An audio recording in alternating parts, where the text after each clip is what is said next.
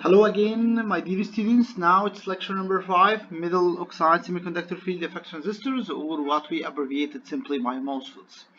If you remember, in our previous lecture we discussed what's called the the metal semiconductor contacts.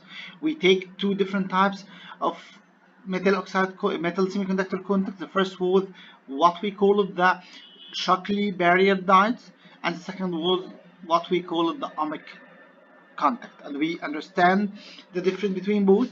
The first needs an the first needs an external bias in order to get rid from the building potential. It's working similar to the normal diodes, but it's a metal semiconductor contact, while the second is a running contact.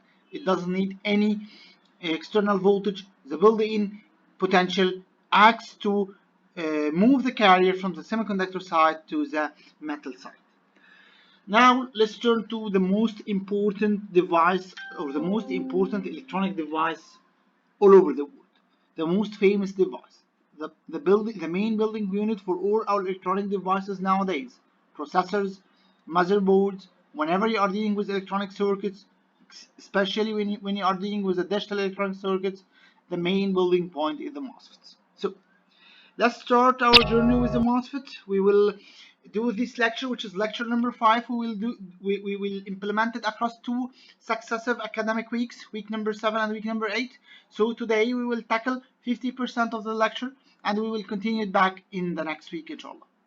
Now let's do this structure. This is the MOSFET structure.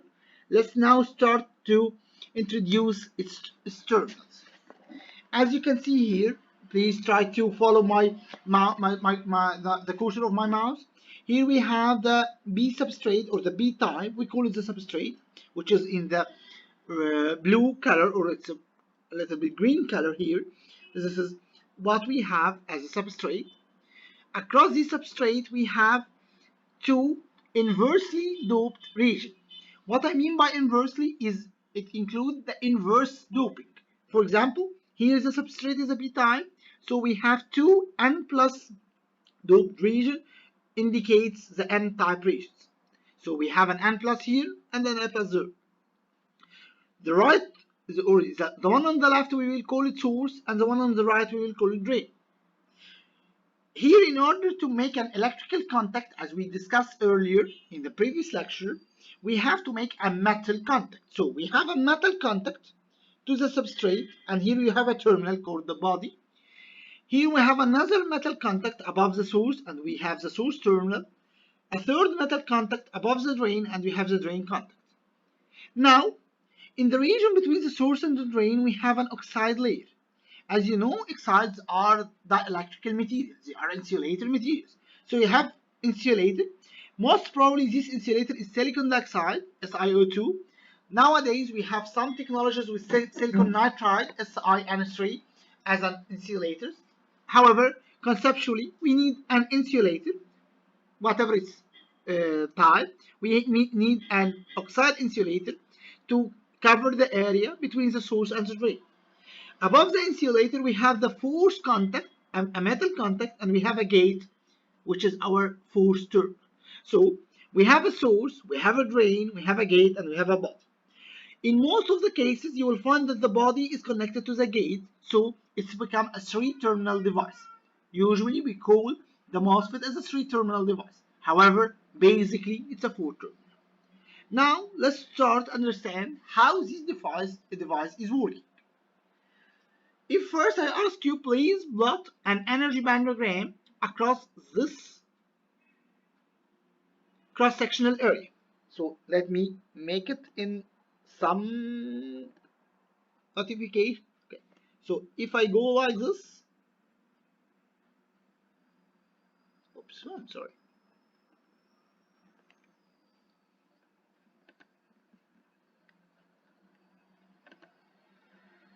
Okay, I will try to make it again.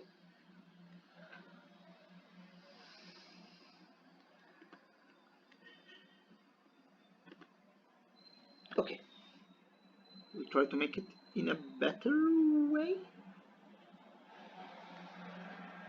If I go across this area and I ask you, please, I need a to plot the energy band diagram across this area. So this area, first we have an n-type material, and then we have a p-type material, and then we have an n-type material. So please ignore the extremes with the p junction. So we have n, p, n junction. Again, as you can see here, this structure is under equilibrium. So basically, according to our understanding, the energy band diagram should have an horizontal Fermi level. Let's now try to plot this energy band diagram. Again, on the right hand side and on the left hand side, we have an n-type materials. So this green line represents the Fermi level. Let's start with the n side. In the n side, the Fermi level is more closer to the conduction band, to the valency band. Accordingly, this is a n-type semiconductor material.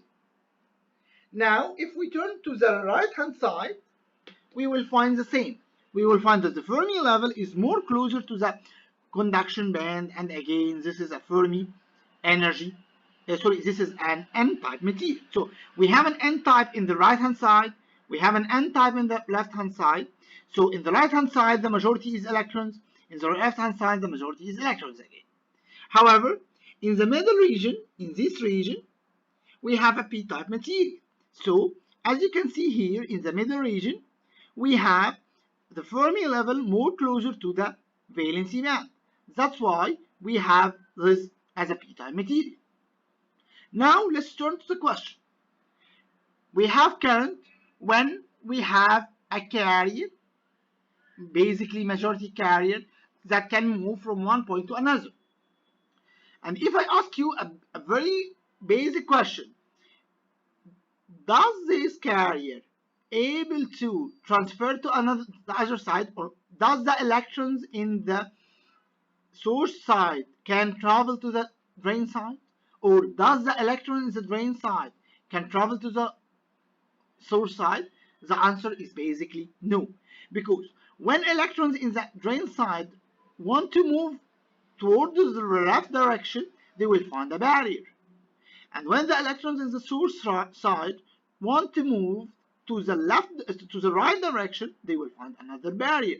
So this barrier, this built-in potential, will disable the ability of the electrons either in the source or the drain to move to the other side.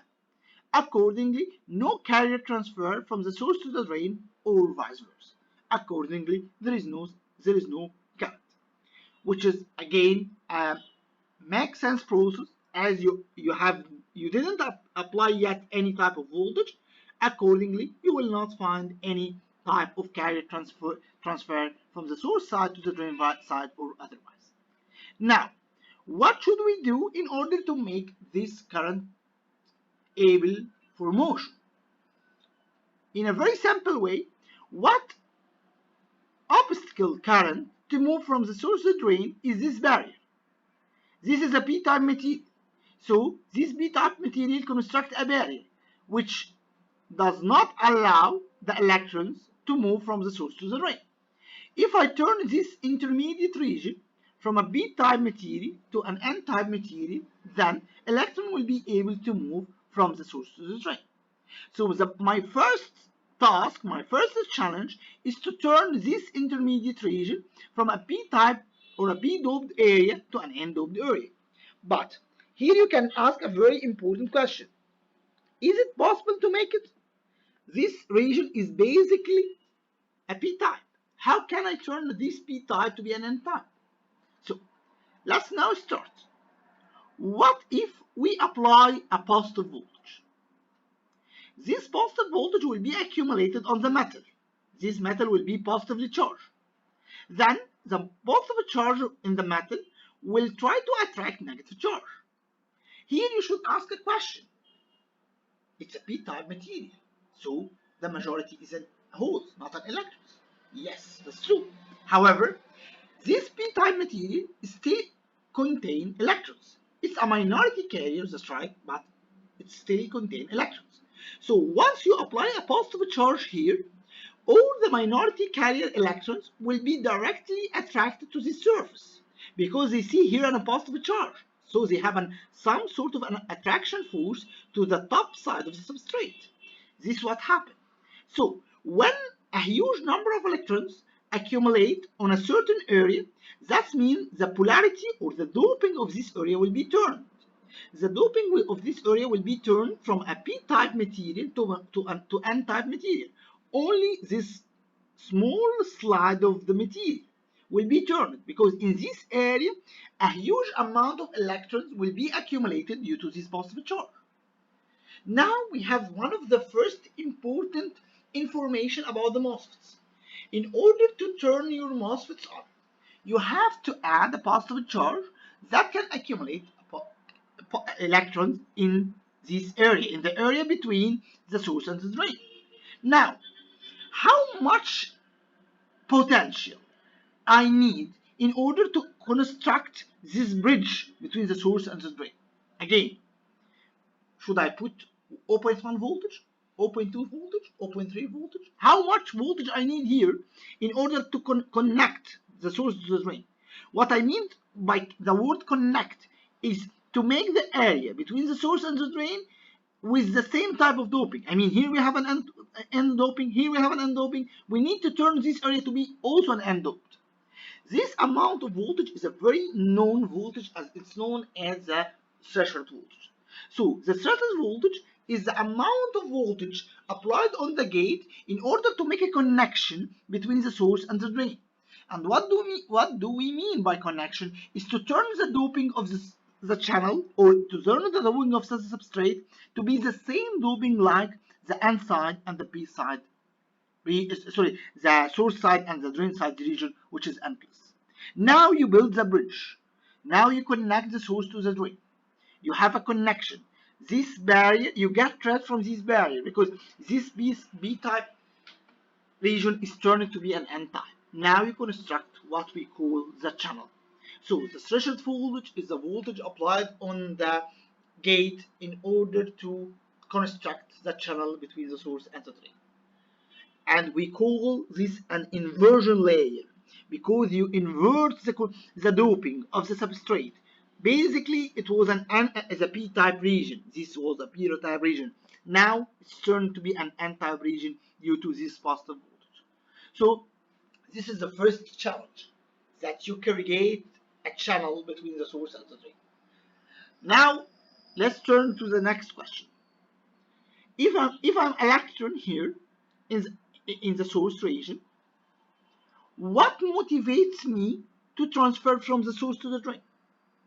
The source is ground connected and the drain is ground connected. So there is no attraction force neither here nor there. So if I am an electron here and there is a channel, but there is no motivation to move, what should make me move from here to there?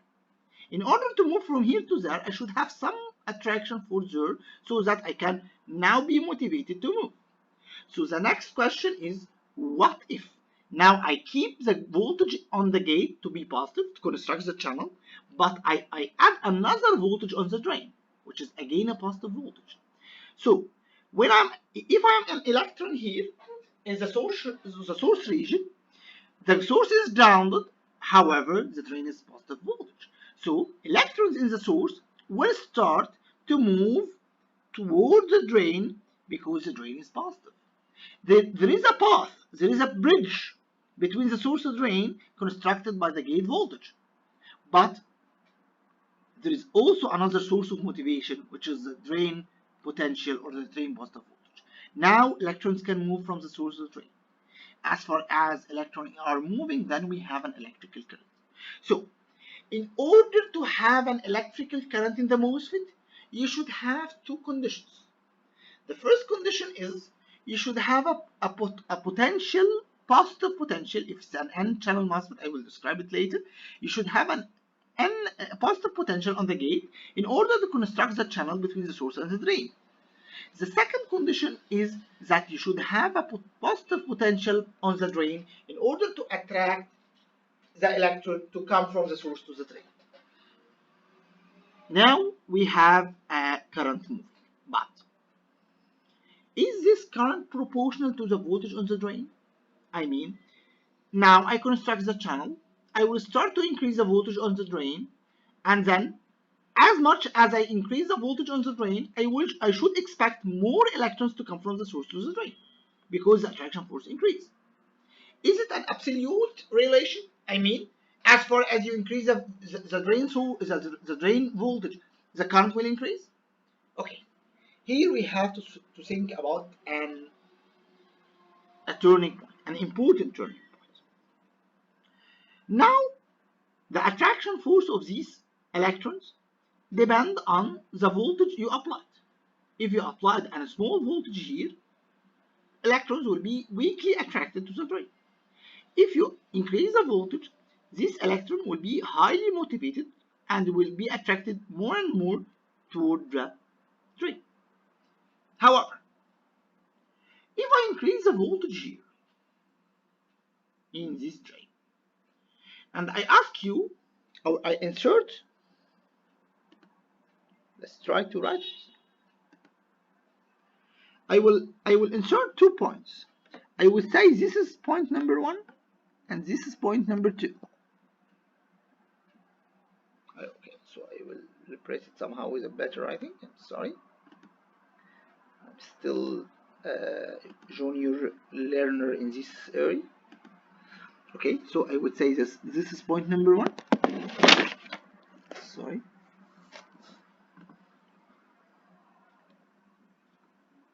Okay, this is point number 1.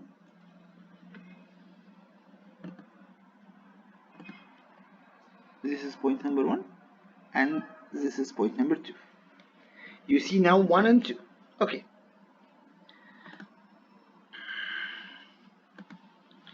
Now,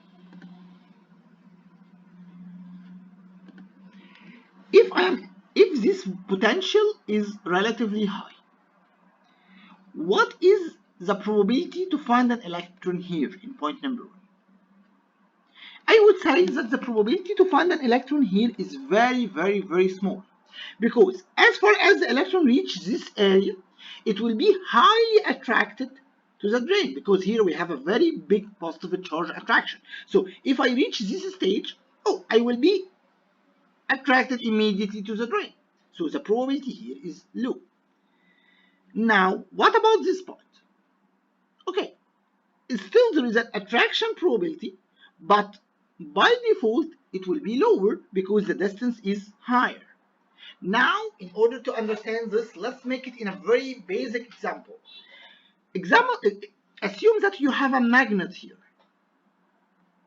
Here is a magnet. Here is the source of the attraction, and you have a piece of iron here at point number 1, and a piece of iron there at point number 2.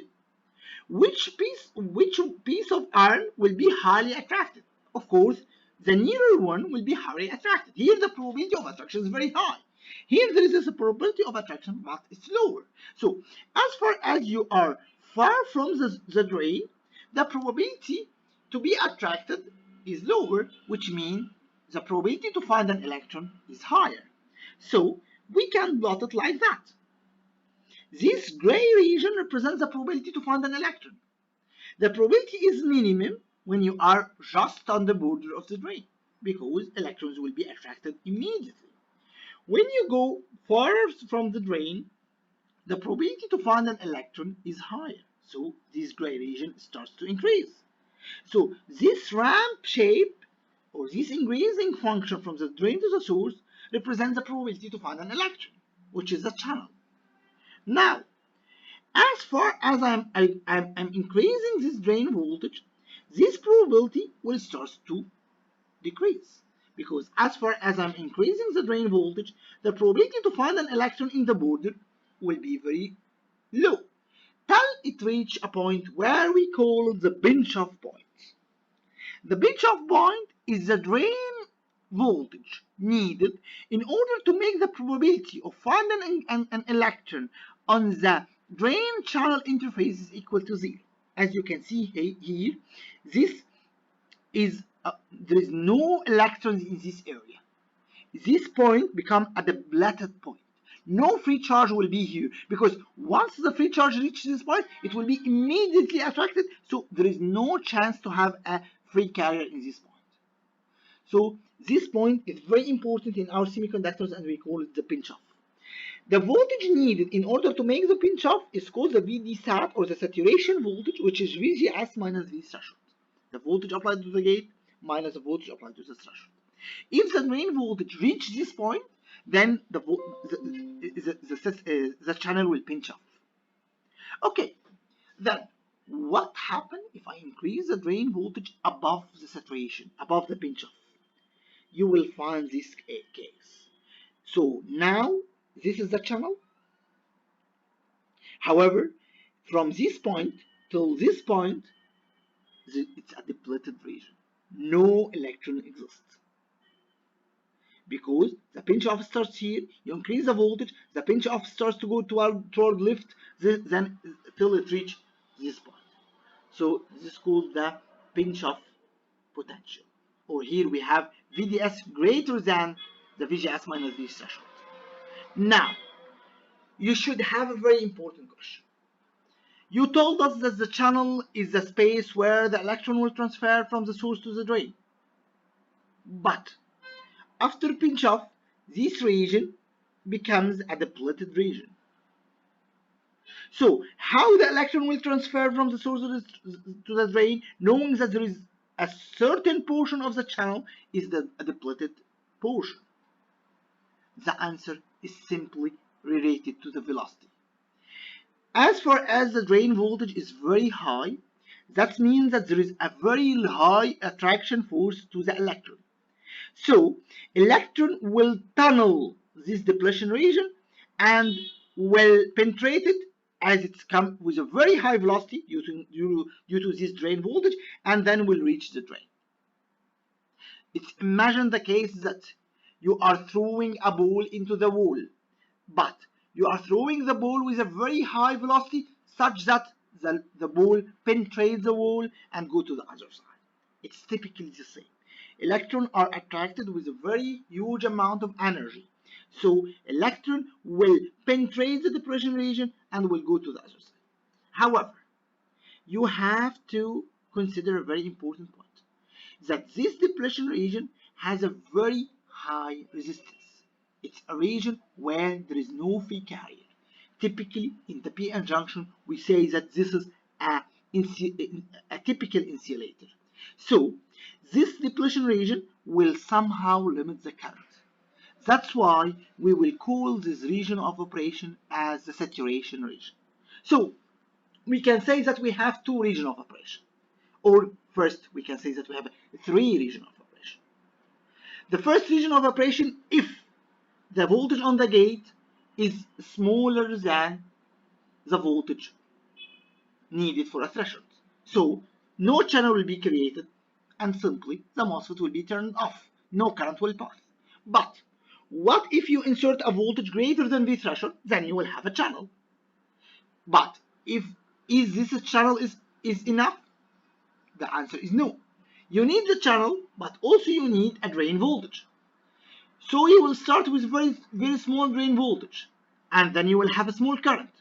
As far as you increase the drain voltage, the current will increase. So we will have what's called the triad region or the linear region, till you reach what's called the pinch off, when the VDS is equal to VGS minus V threshold.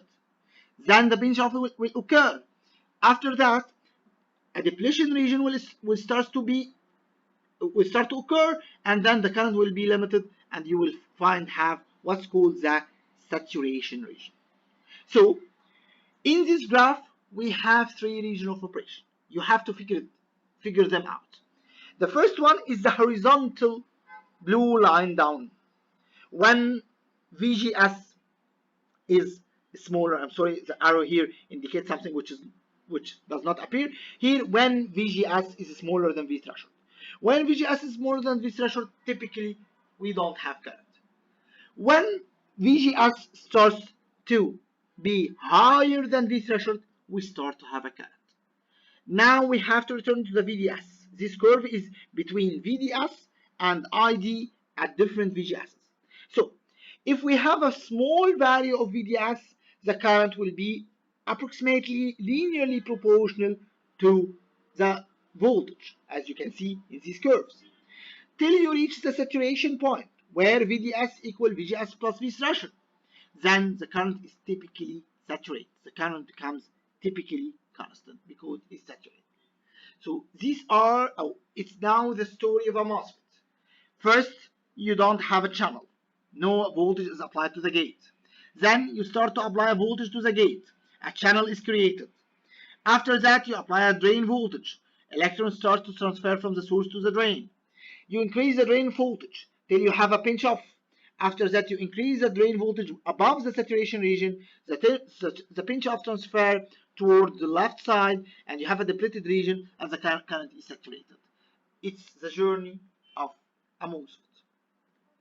Now, this IV curve representing the relation between the drain current and the voltage between the drain and source at different voltage on the gate is called the ideal IV curve.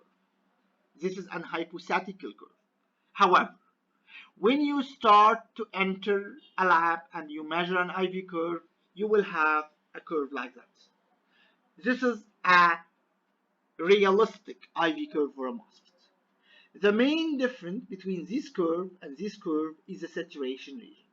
Both have almost the same tried region or linear region. However, here we have a constant saturation region, and here you have an increasing saturation region. So, as you can see, this is a relation between I and V. So, simply, if you go to the tried region, the slope of this curve, the slope of this line, is simply delta I over delta V, which is 1 over the resistance, because the resistance is by V over I. So, the slope here is 1 over the resistance. So, basically, in this region, it's something like an Ohm's law. We have a linear relation between the current and the voltage. Now, if we turn to this stage, we have a zero slope. We have here a zero slope because delta I is equal to 0, no change in the current. When you have a zero slope, then the resistance, which is 1 over the slope, is infinity, 1 over 0. So, in the ideal case, you are assuming that you have an infinity resistance in the saturation region.